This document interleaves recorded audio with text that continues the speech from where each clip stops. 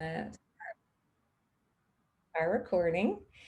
And just wanted to welcome everyone. My name is Ann Endres, and I am the Title V Director for Cabrillo College. And we have a collaborative grant, a Title V collaborative grant with CSUMB that's called Title V Transfer Pathways.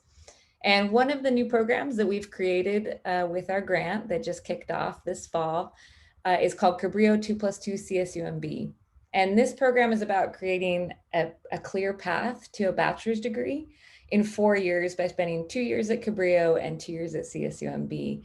And not only with guaranteed transfer, but also with connection to CSUMB from the moment our students start at Cabrillo, and lots of support to help our students stay on the path and accomplish their goal. Ag Science is one of our target programs, and as well as business. So tonight we're highlighting both Ag Science and Ag Business. This is also a special night because tonight's our first ever Pláticas event, where we bring together CSUMB faculty, professionals from the field, and students to talk about academic and career journeys. So in a moment, I'm going to be introducing Dr. Mosqueda from CSUMB, and she's going to be talking about her academic and career journey and also some of her research and work at CSUMB. We were just talking a little bit before we opened up the event that Ag Science is also a new program at CSUMB, and it's new at Cabrillo. So we're working together and really excited about getting our students in these programs. So just as you're listening to the speakers, we'll have a Q&A session after Dr. Mosqueda speaks. And then also after Dr. Mosqueda, we'll have Crystal Verduzco from Driscoll's, and she's going to be talking about her academic and career journey as well. So we'll have a little bit of Q&A after Dr. Mosqueda, and then again after Crystal speaks, and then just have some open conversation. So I'm going to read a quick bio for Dr. Mosqueda before we have her speak. Elizabeth Mosqueda is the Assistant Professor of Crop Management at CSU Monterey Bay. She grew up in Soledad, California, and is the daughter of immigrant farm workers from Mexico. She received her BS and MS degrees from CSU Fresno in plant science, where she was able to perform research evaluating how automated lettuce thinners can protect grower investment during labor shortages, and her PhD from University of Wyoming in agronomy, where she evaluated how varying integrated pest management programs impact the evolution of herbicide resistance in weeds. Elizabeth is excited to have the opportunity to be part of the new agricultural plant and soil sciences program at CSUMB and inspire the next generation of agricultural stewards in the Salinas Valley. Welcome, Dr. Mosqueda. We're very happy to have you with us tonight. Thank you so much for that wonderful presentation, Ann. So just to make sure, can you all see my screen? Let's see. So yes, let me go ahead and just swap my view. Display settings. There we go. Now we see the whole presentation without the notes, correct? Awesome. Great. So welcome, everyone. Thank you once again, Ann, for that wonderful presentation. I'm so excited to be here today to talk to you about my experience through academia, as well as my exciting new role as the Assistant Professor of Crop Management at CSU Monterey Bay. And I'm also going to give you just a quick introduction to our new agriculture BS program at CSUMB, and maybe give some of you students who were wondering about getting an agriculture degree right here in your own backyard and the different opportunities that come with that. All right.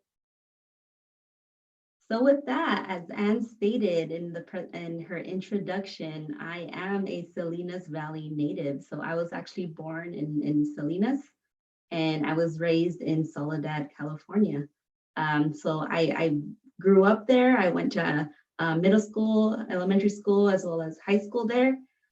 For those of you who haven't had a chance to maybe visit the area, you might think, what the heck does Soledad have to offer? It's a really wonderful place. And if you didn't know, Soledad actually is the gateway to Pinnacles National Park, which is the last national park that was instated as a national park from President Barack Obama just a few years ago. It has really beautiful hiking trails, really scenic views. So if you like to go outside, I highly recommend you visit that. We also have the Soledad Mission. That's one of the many missions around the state of California. So believe it or not, I actually grew up about a mile away from the Soledad Mission. So growing up, I actually went to catechism here in the Soledad Mission. And then oddly enough, I would actually go around the growers' lettuce fields in order to try and go to catechism. And then after catechism ended, I walked back to my house and that was that. So Soledad is still very much home for me. I really like that area and I'm so happy that I was able to find an opportunity here so close to home.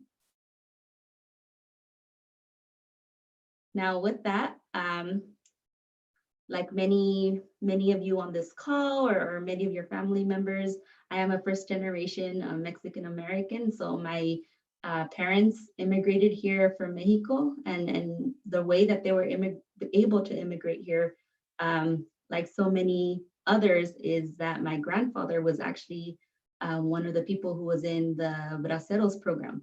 So for those of you who don't know, the Braceros program was a program that went from about the 1940s to about the mid 60s that let a certain amount of people from Mexico come into the United States and work in different sectors. And one of the biggest sectors was in agriculture. So they basically, if they took you into this program, they put you at a certain area, right? And then that's where you worked. And my grandpa, who you see here in the picture on the left-hand side, was placed in Soledad, California. So then later on, a few years later, he brought my father as well as my mother, who started working for the same grower that my grandpa worked for. And they worked for him for many, many years.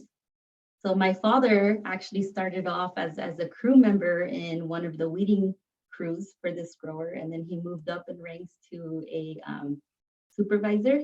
And then he moved up to actually kind of the right-hand manager for the local grower. So I grew up riding around in his pickup as he managed the different fields for this local grower.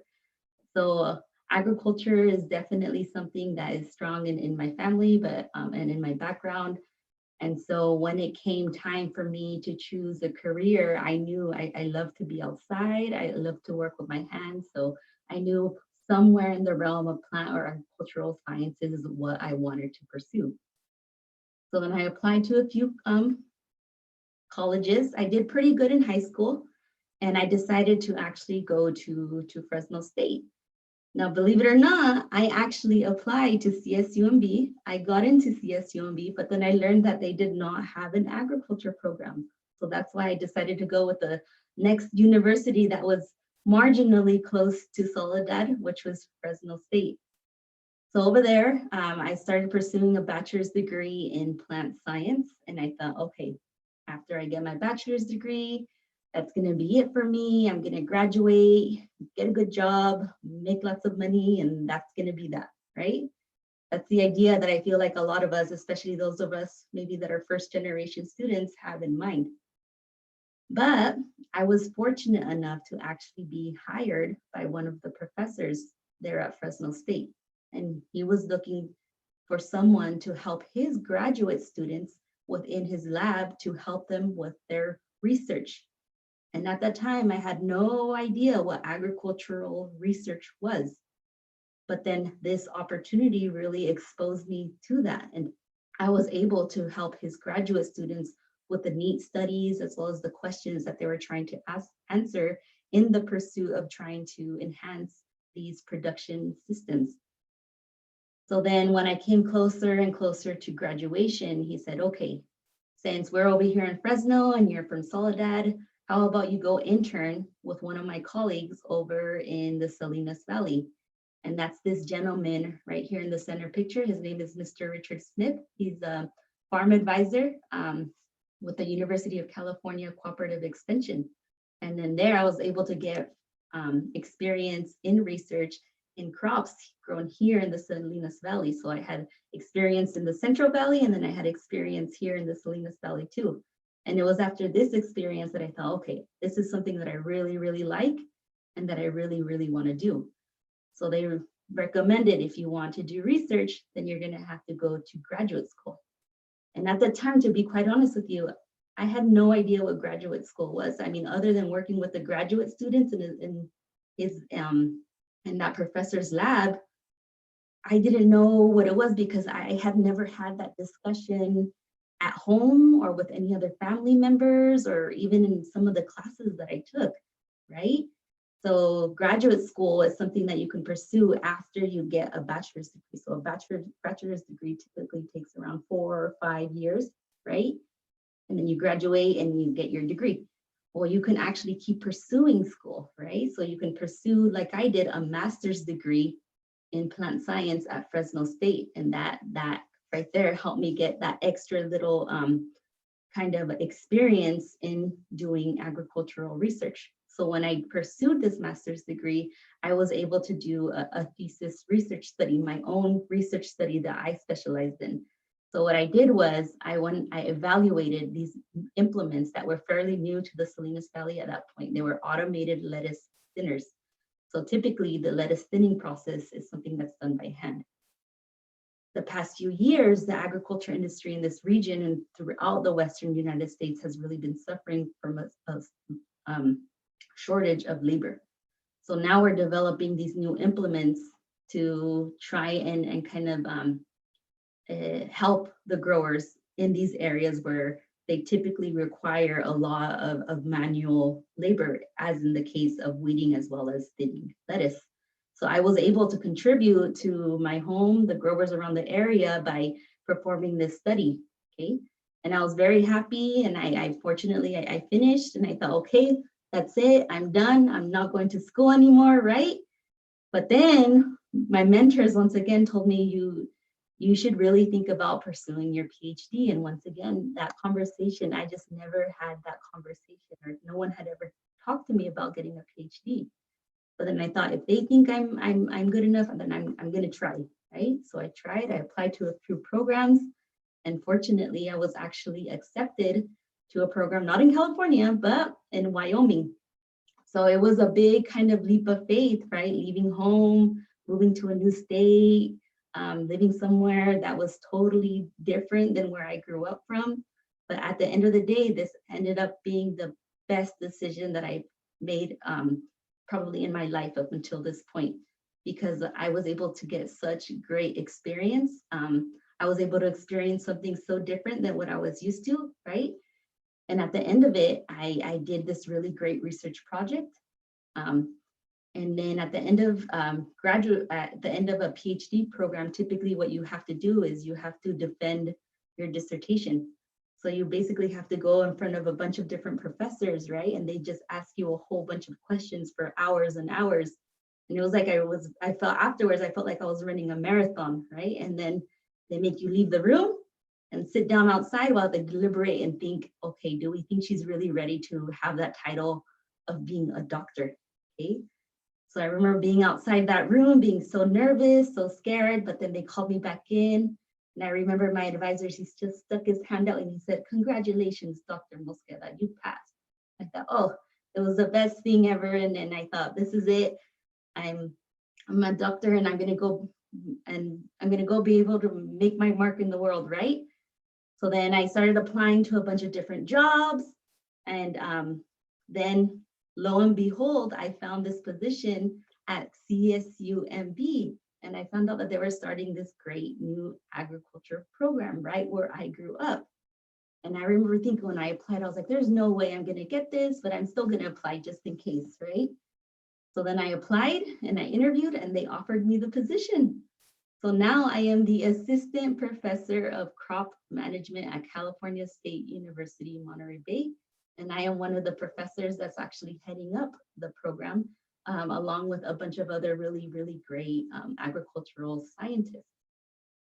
So when it comes to my research program, so professors, we teach, right? We teach, but we also have what we call research programs. So like how I was saying, when I was in graduate school, I was doing a bunch of research with these graduate students, right? So now I get to be the professor and I get to have the students who get to work with me in my research projects. So the different research that I do in my lab is I look at different crop as well as different weed management practices when it comes to vegetable production as well as berry production. And a big part of my research program is focusing on evaluating different automated as well as different autonomous implements for use in our cropping systems. And so I also focus on integrated pest management practices, right? Using multiple management practices together that are typically much more effective than if we were just to use one single management practice alone. And then I also like to focus on what I call proactive weed management, right? Opposed to something that's reactive, right? So I want to do something that's going to be beneficial in the long term instead of doing something that is just a quick solution that's not very long term, okay? So this is just one project that I have going on right now. So I'm actually currently evaluating different intelligent implements for removing weeds in lettuce systems. So typically weeds have been removed in lettuce fields by hand, as you can see on the picture on the left-hand side. So once again, as I stated earlier, there's actually a really severe labor shortage that is still going on within the Western United States. So it's been really difficult for growers to get enough people to come in and do this really essential management practice. So then a few years ago, people started to develop these implements that not replace, but kind of supplement and help the crew members to weed less and spend less time out in the lettuce fields. So the implement that you see on the right is actually from a French company. This is the Now Dino Robot. That's what it's called. And basically you just have to GPS mark the corners of the field. And then with that, the implement can actually enter a bed of lettuce like you see here, go through it and remove the weeds that are surrounding the lettuce plant.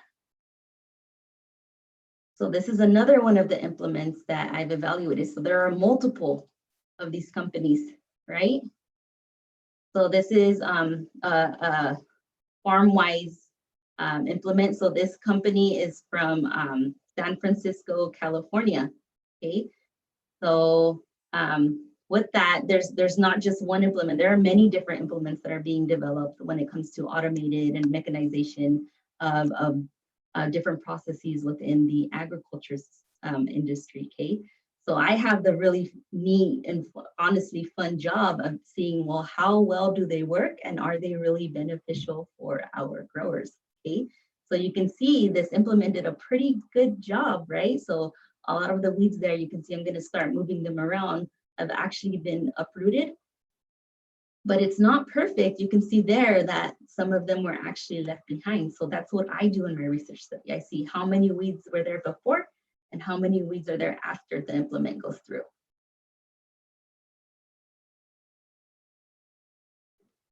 So I have quite a few students working with me on these different research projects. So the student that you see here on the left-hand side, her name is Julissa Hernandez. So she's actually helping me with the study trying to control weeds in organic blueberries that are grown in the Watsonville area. And then this student over here, her name is Mayra Cuevas Cardenas.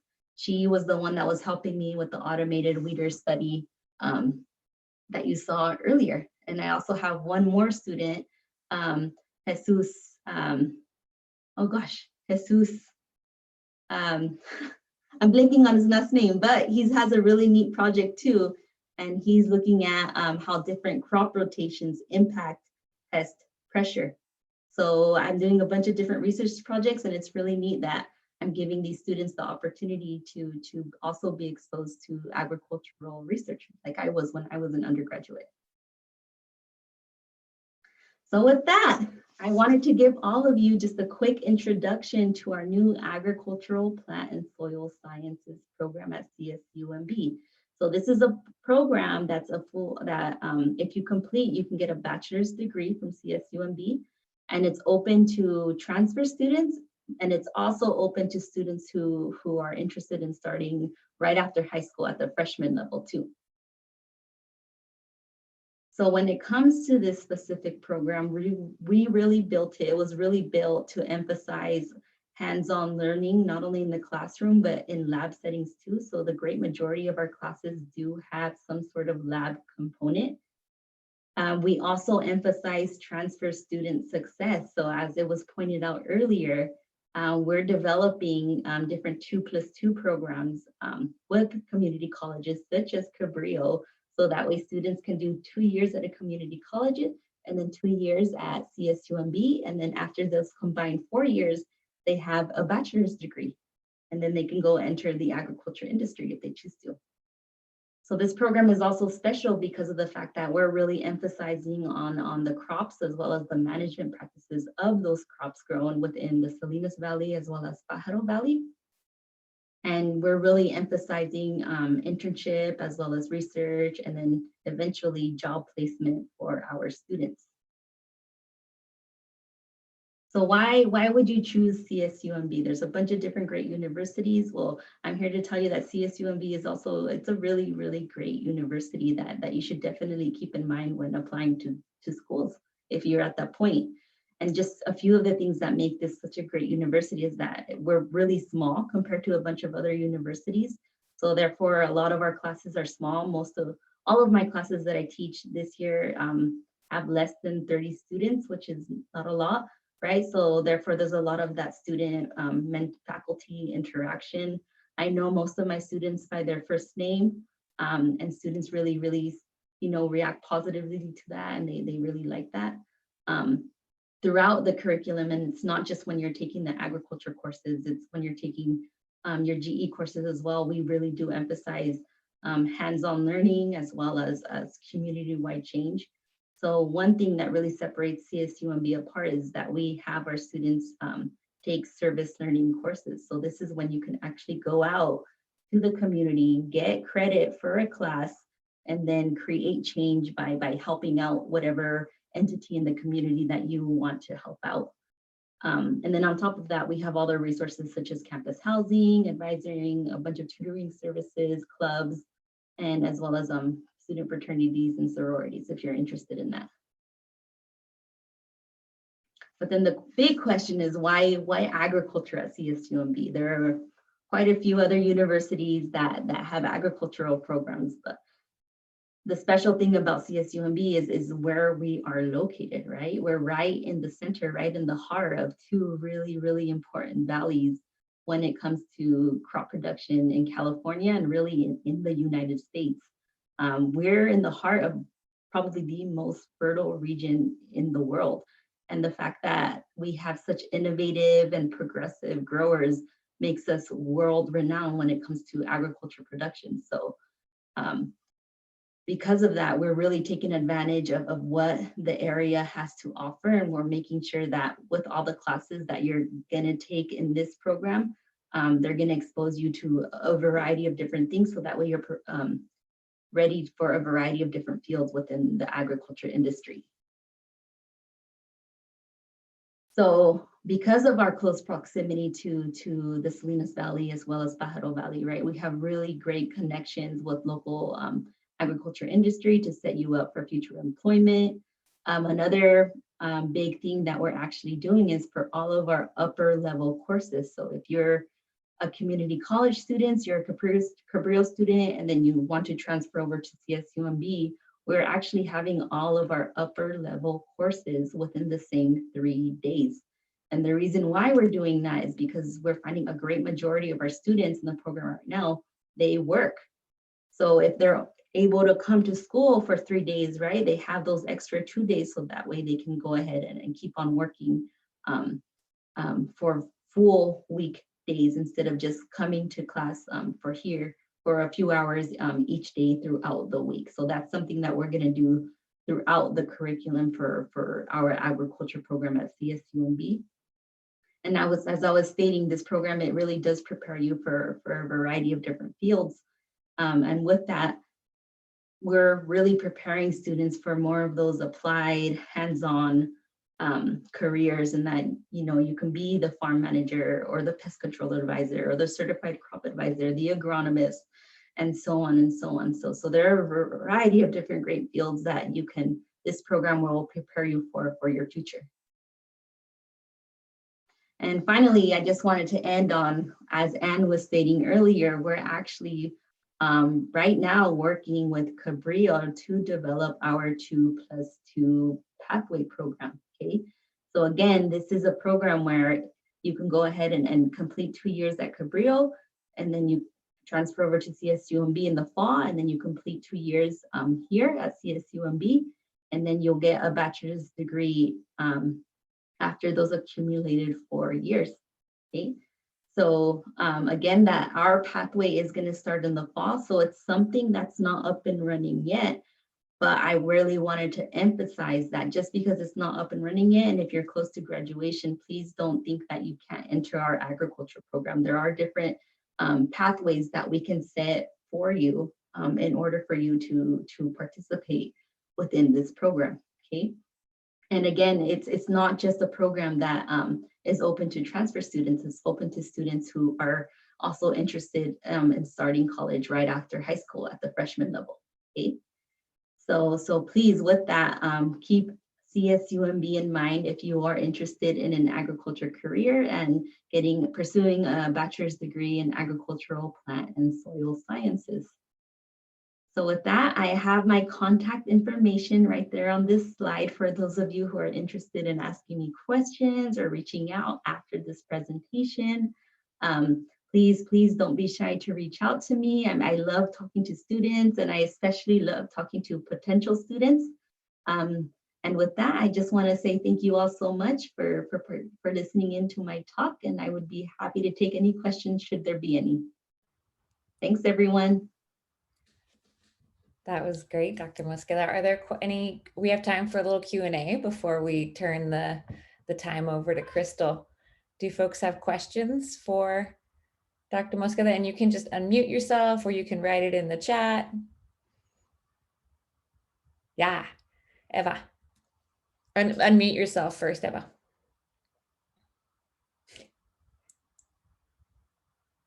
There you go. Oh, we still can't hear you. Oh, there you are. There we go. We can hear you now.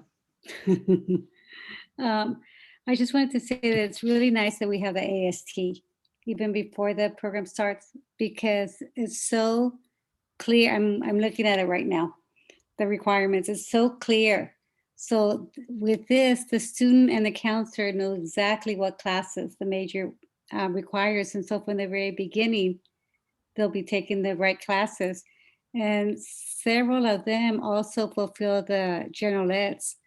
So it's great because there's not very many programs that start that the AST is ready for the program to start. Usually the other way around. We have a program for years, and we're asking for an AAT, and now we have it before the program even starts in the fall. So congratulations. That took a lot of work, a lot of coordination between faculty.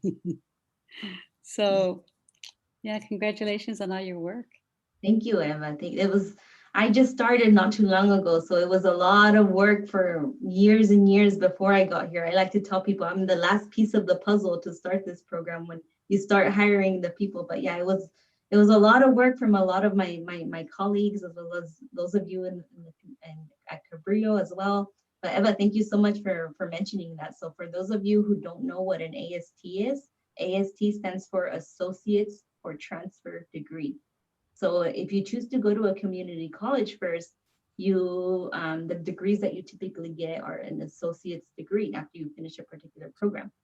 Well, associates for transfers degree, and if anyone else wants to jump in, if I jumble this up a little bit, please feel free to do so. An associates for transfer degree is a specific associate's degree for students who are interested in transferring to a university after they get that associate's degree. Okay, so we have pathways set up for you to kind of make that plan early on when you first start going to say Cabrillo College. So thank you, Eva. Good. Any other questions for Dr. Mosqueda?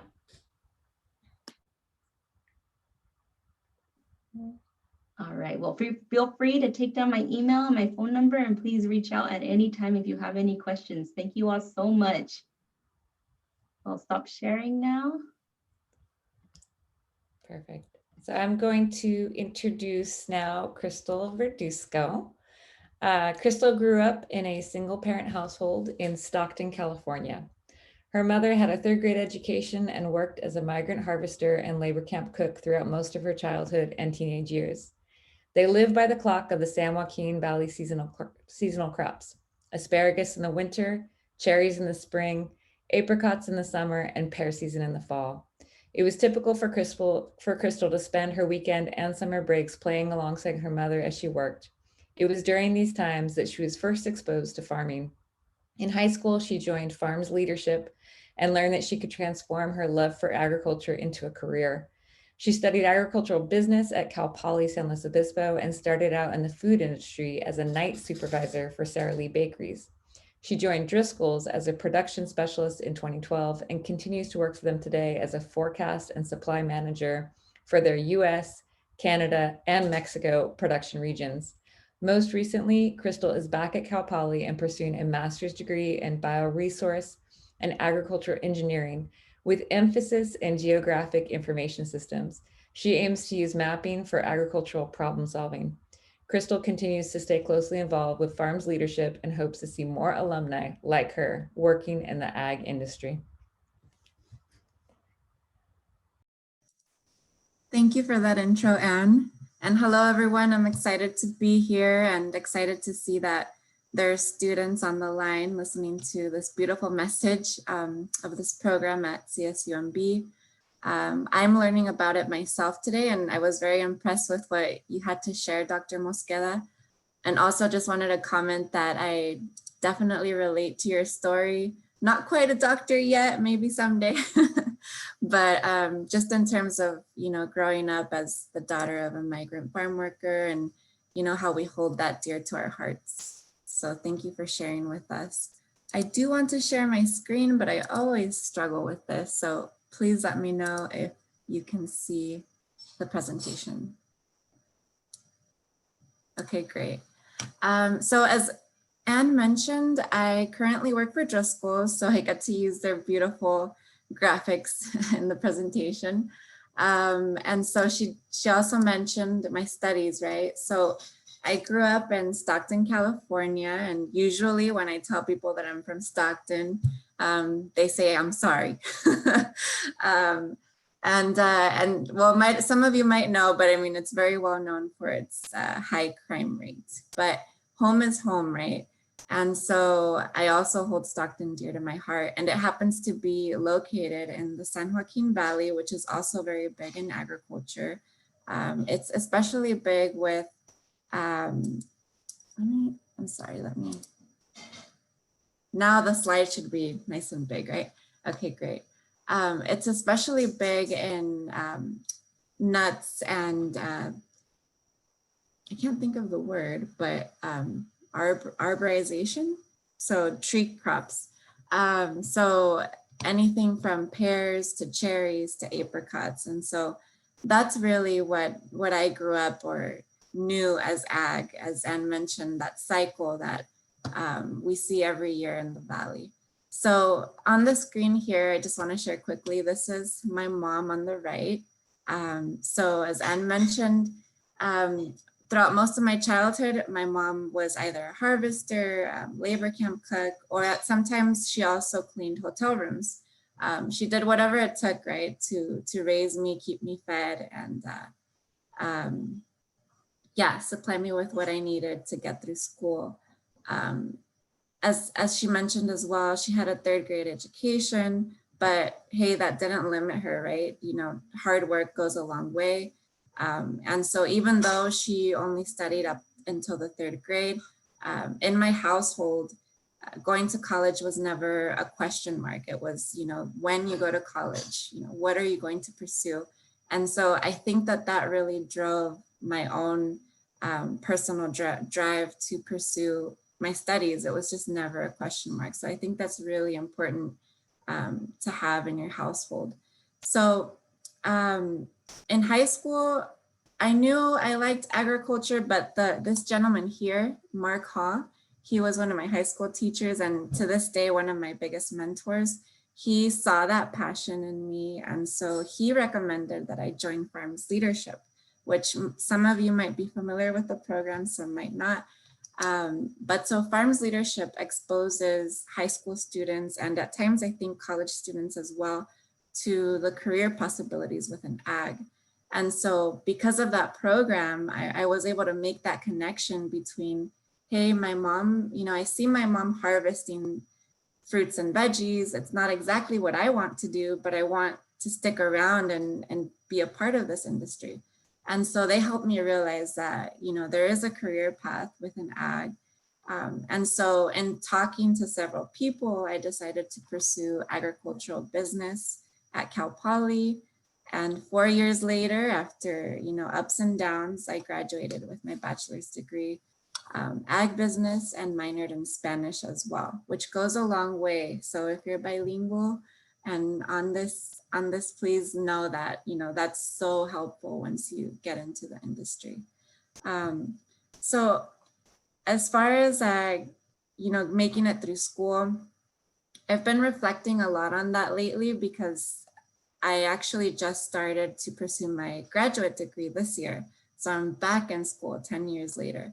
And so I've reflected a lot on my bachelor days and realized that networking definitely goes a long way. So while I was at Cal Poly, I joined a few organizations. I wish I would have joined more, but I did things like participated in LEA, which was Latinos in Agriculture.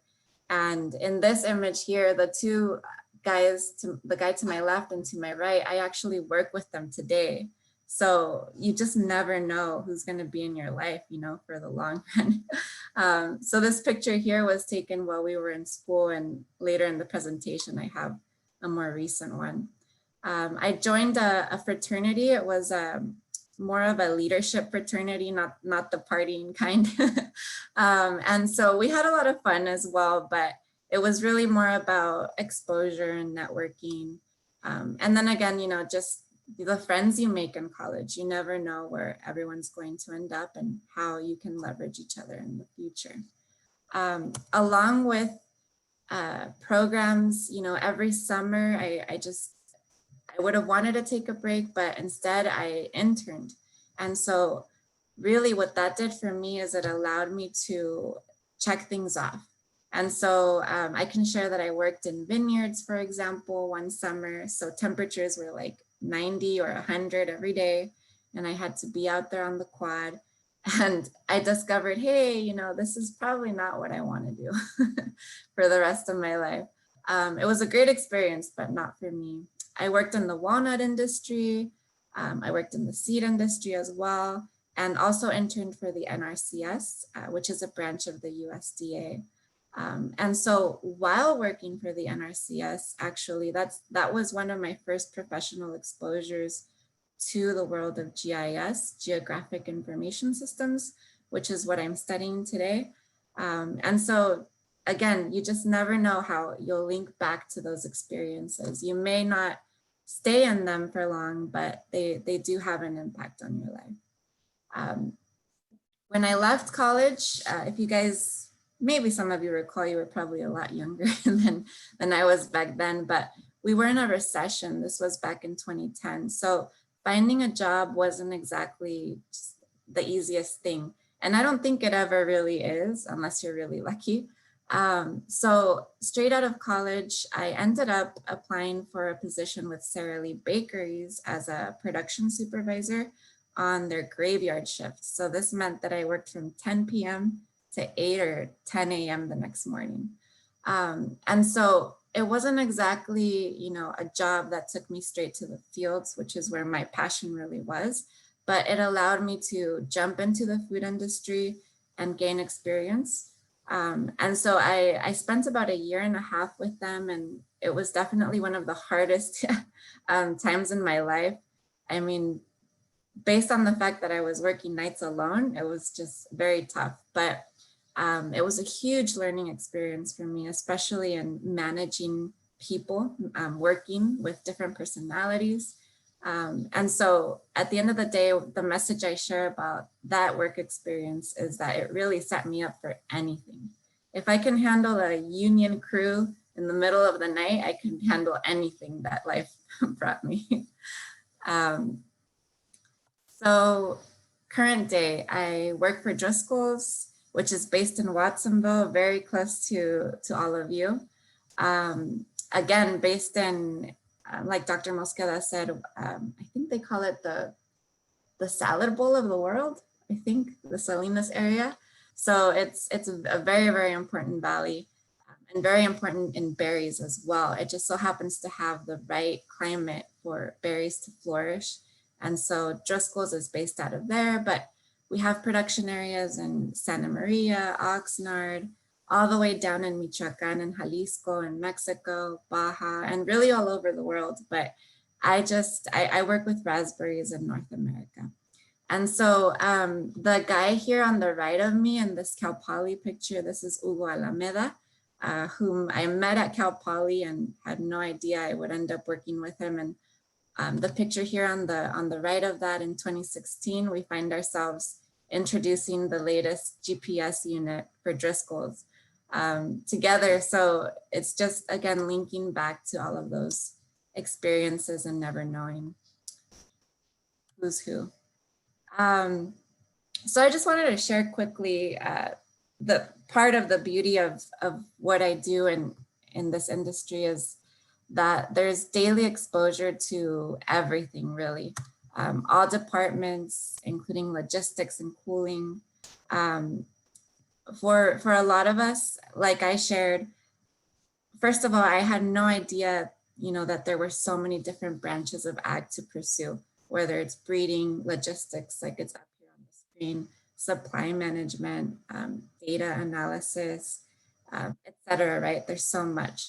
And the cool thing about what I do currently is that it allows me to stay in touch with so many departments on a daily basis. So again, just sharing some images of that. Here we have one of the cooling facilities for Driscoll's and our delicious berries on the right. My boss here on the top, the godfather of raspberries, Carmelo Siqueiros, giving a presentation on grower economics and our sales plan for the year. My coworker, Jose, on the bottom right, talking on the plan to sell berries for the year as well. So there's a lot of strategy and planning in what we do. Entomology and plant pathology. So for those of you that might not be so familiar with these words, entomology is a study of insects and how they impact plants. And so a little bit of that integrated pest management that Dr. Mosqueda mentioned. I get to see how my coworkers, research and share their findings with growers, for example. On the right here in the pathology department, they study diseases, soil-borne diseases. And so you can see here that these blackberries are sick. Applied research, so what they'll do is, trying to stay ahead of technology, or in this case, as simple as trellising, right? And knowing how to best manage your berries for the best results in terms of yield. Nursery management and plant distribution. So, Driscoll's is involved with growing the plants themselves. And so we somewhat rent them out to the growers. We rent out our genetic material. And so we have first exposure to our nursery facilities and how the plants are coming along. So I get to see them from the point at which they're planted and they're babies all the way through fruiting. So here on the right, my coworker's having some fun on the root boxes for raspberries. Breeding, as I mentioned earlier. If you're not familiar with this berry, this is our sunshine raspberry that you'll sometimes find in the market. It's not a very huge program, so it's very rare, but it's very delicious if you ever have a chance to try it. And again, I think just repeating more of the same story where, you can just have exposure to all of these different facets in agriculture. And what I hope with these images that I'm sharing with you is that I'll inspire some of you to explore just, maybe you never thought that logistics was such a big deal in agriculture, but it is, or that mechanical engineering might take a big role in agriculture, but it very much does, and especially with the labor conditions that Dr. Mosqueda talked about. That's a huge reality for all of California, and it's only going to get worse. So we need those engineers out there to help us figure this out. So yeah, I think in the end, really the message that I'm hoping that you take home from this is that, a lot of us might come from a very humble background where our parents, literally have to go out there and, work through conditions like we've seen this whole year. I mean, I think our harvesters are really the heroes in this industry, the backbone of the industry, and very just not often recognized for that, right?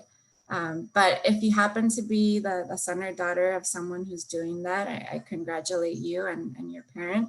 It's a beautiful job, and it's beautiful to be a part of it. And so I hope that you reach for the stars. Anything's possible if you love agriculture. Maybe the CSU MB program is for you. Please network, intern, bug Dr. Mosqueda, send her some emails and ask her whatever's on your mind. Any of us here are here as a resource for you. And the last thing I forgot to mention, when I was doing my undergrad, of course, as I mentioned, coming from this maybe limited resource background, I received financial aid from the FAFSA process that we go through as undergrad, but it wasn't quite enough to put me through. For example, if I wanted to study abroad, it wasn't really something I could afford. And at the time, I looked into loans and thought to myself, oh, I don't know if the summer is worth, the $4,000 that I'm going to owe when I finish this. And now I'm 32 years old, and I wish I'd be paying those loans. It would have been so worth it. So if you find yourself short of money, just please don't let that be the stopper. Look for a way. There's scholarships, and it's okay to have a little debt when you leave school. It'll be very well worth it. And that's all I have. That was great, Crystal. Thank you. And how about questions? Do people have questions for Crystal or for Dr. Mosqueda? I know I feel very inspired by listening to both of our speakers tonight. You should leave that picture up, Cristal. It's nice during the Q&A. Okay, I'll put it back up. I can figure out Zoom. How about some questions? Anybody? I have a question. Oh, go ahead, Lydia. No. How about Dr. Mosqueda? You can go first, and then we'll have Eva go second. I just had a quick question for Cristal. Do you have any kind of insight for students who might be going to the job market right now because of COVID? Things are also really difficult with the job market, and I just thought it was so interesting how you persevered, although you were going into the job market when we were going through the recession back in 2009. So what advice do you have maybe for students who might be going through a little bit of a tough time, or they're not really sure what to do? You decided to continue with school. So is that something you recommend? Yeah, I would. I think at the end of the day, I'm a firm believer in that you have to do what you have to do. You've got to do what you got to do. That's how I like to say. But and so what that really means is that just be open-minded, and we have to somewhat accept our reality. For myself back then, it was hard for me to be okay with working in bread. I wanted to be out in the fields. And so I think that's the biggest thing. Be open-minded, look within the industry that you'd like to pursue, all aspects of it, but don't be afraid to explore outside of it as well. You just never know what you're going to learn, pick up, and you will learn from every experience. So I think that's probably the biggest thing. And if you can pursue school at this time, it's definitely a good time. There are a lot of, as I was looking into grad school, for example, there's just much more flexibility at this moment. And so if it's something that you're thinking about, go for it. Eva, I think you had a question too. So this is just more of a personal question. Did either one of you get negative feedback from your family or from your friends when you told them that you were going into agriculture? Just because they know how hard it is and it's a limited information about all the different fields. So I was just wondering if you heard any of that, like what you're going into, because there's some fields that we want to go into and we get the same feedback, like why do you want to do that? And so I'm just wondering if either one of you got that from family or friends. Go ahead, Krista. Okay. My immediate family, not so much. And I think it's more because of those ongoing discussions, you know, what do you want to do with your future? And so not there, but from the random aunt and uncle or cousin that actually worked in the ag industry, I would hear, oh, that's not the future. Like, you shouldn't do that. Maybe you should go into real estate or, you know, something like that. That's where the money is. But I'm just a firm believer in that we have to pursue our passion. So even if it's not agriculture, if it's art, if it whatever it is, do what you love. That's how you're really going to just, you know, contribute to your own happiness and most likely contribute to the world in a better or more effective way because of your personal achievement. Yeah, so I completely agree with everything Cristal is saying. I had a little bit of pushback from my mom at first, and I think it came more of a place from like worry because she also worked in the agriculture industry, and it's fair to say that it's a little different for women, I think, than it is for men, especially not just in crews, but also when you get higher up, like in positions like of myself and where Cristal are. The fact of the matter is that there's not a lot of female minority women within this industry. And to top that off as well, there aren't a lot of Hispanics in leadership positions for this industry as well, which is why, as Kisa was saying, if you're passionate about it and you're interested in pursue it, go for it, you know? I think the only way that we're going to really be able to implement a lot of change and to really, you know, make this an area, especially for our region, right, more accessible for everyone, is to put more of us in those leadership positions. And that's why, you know, pursuing an associate's degree, awesome, go for it. If you can keep going and pursue a bachelor's degree, do it. If you can keep going and pursue graduate school, go for it. That's where we need more of us within those leadership roles, because right now there's not too many of us minorities, especially women, within those positions. So yeah, it was tough when I got a little bit of pushback from like my parents, especially because my brother, he actually also pursued in a plant science degree at Cal Poly as well, and they never really gave him pushback. So then when I said I wanted to go for it, I kept going for it, even though I love my parents, right? I totally always took what they told me, you know, their advice and everything to heart. But as Krista was saying, you have to pursue your passion, and this was my passion, and I wanted to keep on going, and I did. So yeah, thank you. That was a great question. What other, I'm just inspired by both of you, and particularly being in leadership positions, because I agree. I think that if we want to particularly make agriculture a more humane space for our people working in the fields, it's going to take leadership to drive those changes and to really know what it's like, right? I grew up on a farm too, in an agricultural area. So this is I like the, you know, ag is also close to my heart. Any other last questions before we close at 6?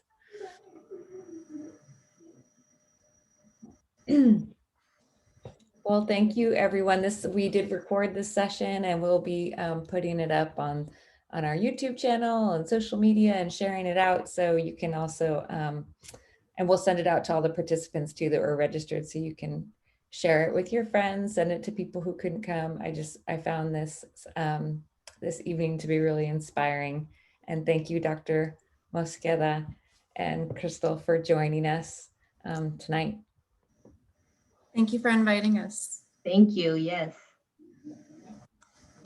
Yeah, thank you so much to both of you and to Anne for organizing it. So thank you. Christelle, please can you put your contact info in the chat if it's not, Anne, are you turning the chat off now? No, it's still on. And yeah, we can, and that would be great if Crystal could leave her contact information. Great, Thank thank you.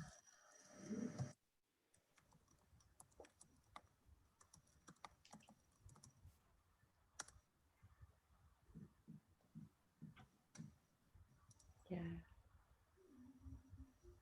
Thank you, everyone. Looking forward to your bright futures. Stay in touch. Thanks, Crystal. Thank you, everyone. Bye. Goodbye, Dr. Thank you, Mosqueda. bye. Thanks, Nikki.